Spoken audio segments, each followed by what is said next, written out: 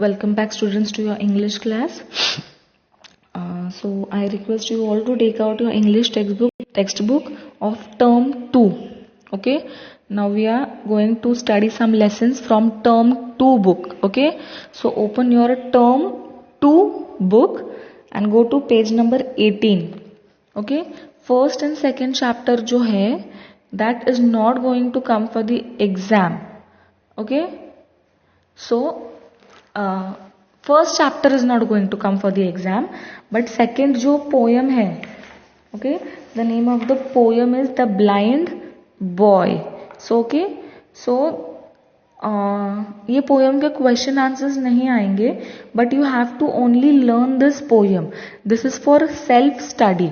Okay इसीलिए ये आपको खुद करना है. I won't be giving the explanation but you have to do it yourself as it is a self study and it may come in the examination only in the form of missing lines of the poem.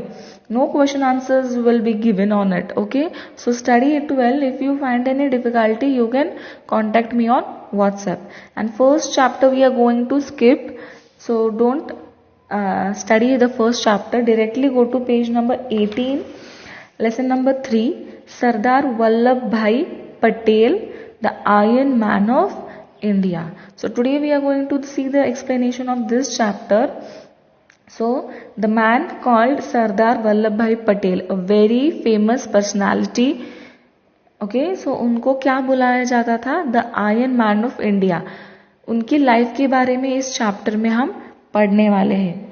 Okay, now match the leader's name first and their titles and then to picture. So this is the homework for you. You will be doing it yourself. Okay, now let's begin with the explanation. Out of love and veneration on whom the title the Iron Man of India and Sardar were bestowed by people who gave up the chosen career to fight for his country's freedom, who followed what he spoke and never deviated from the path of honesty, a lion among men. He is Vallabhbhai Patel. So ये जो सरदार वल्लभ भाई पटेल थे उनको title दिया था iron man करके और सरदार करके.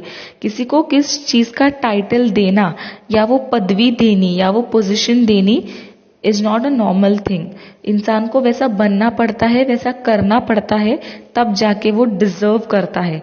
सो he was a very deserving man to achieve this title. कौन सा टाइटल?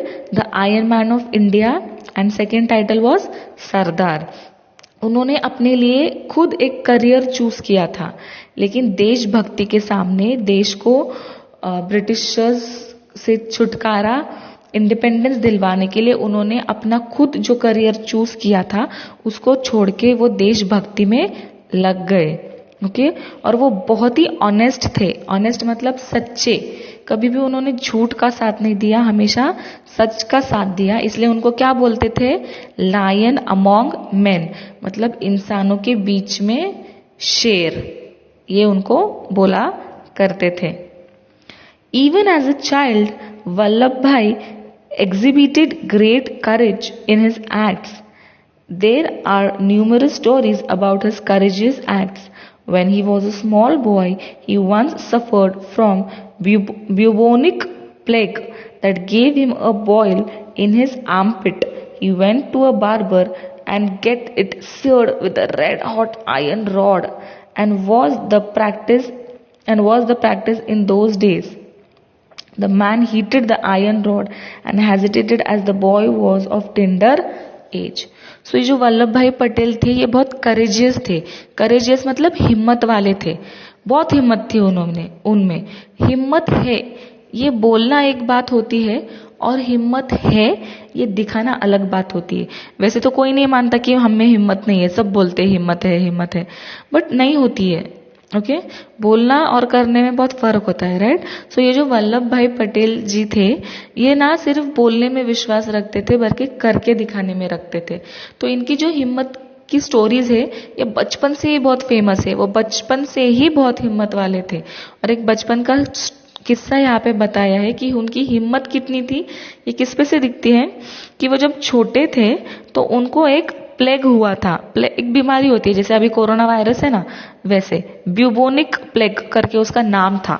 तो उसकी वजह से क्या हुआ था, आर्मपिट, आर्मपिट मतलब ये जो हमारा शोल्डर के नीचे वाला हिस्सा होता है आर्मपिट, वहां पे उनको एक बॉयल आई थी। बॉयल मतलब फुंसी, फोड़ी जिसको हम बोलते हैं, वो एक बॉयल वहां पे आया था उनको।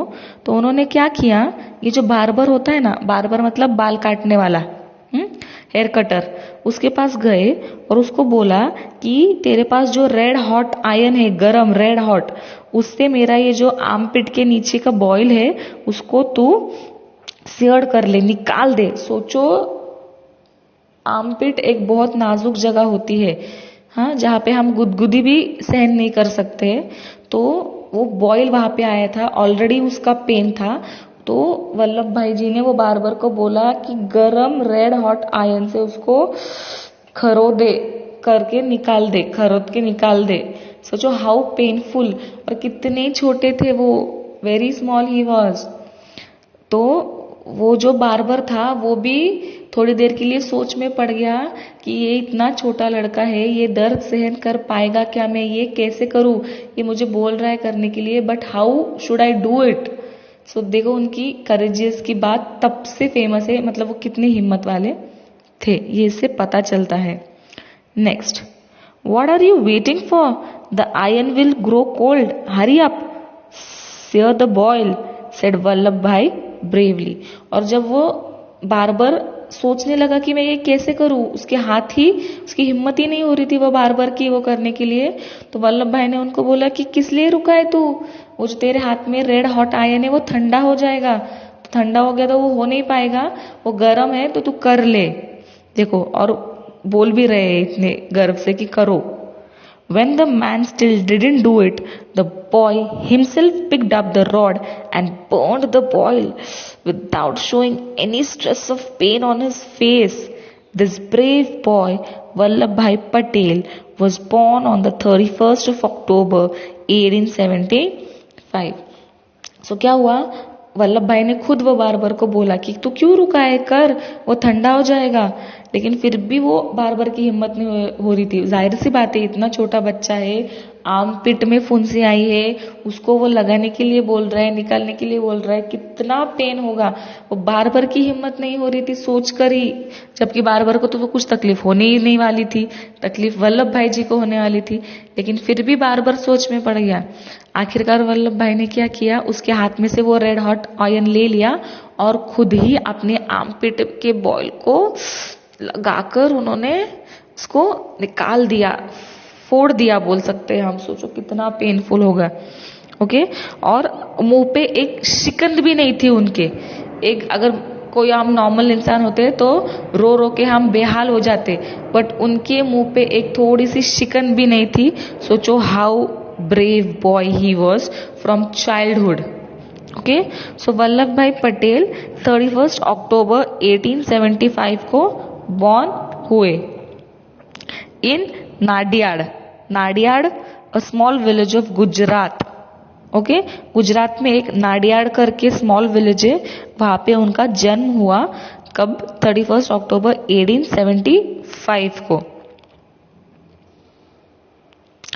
इन गुजरात टू झवेरभाई पटेल एंड लाडबाई। तो झवेरभाई पटेल उनके पापा का नाम था और लाडबाई उनके मम्मी का नाम था।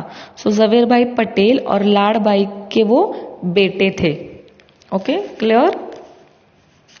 आई होप यहां तक आपको समझ में आया है कि आगे ये स्टोरी कितनी इंटरेस्टिंग होने वाली है उनके लाइफ के बारे में पढ़कर।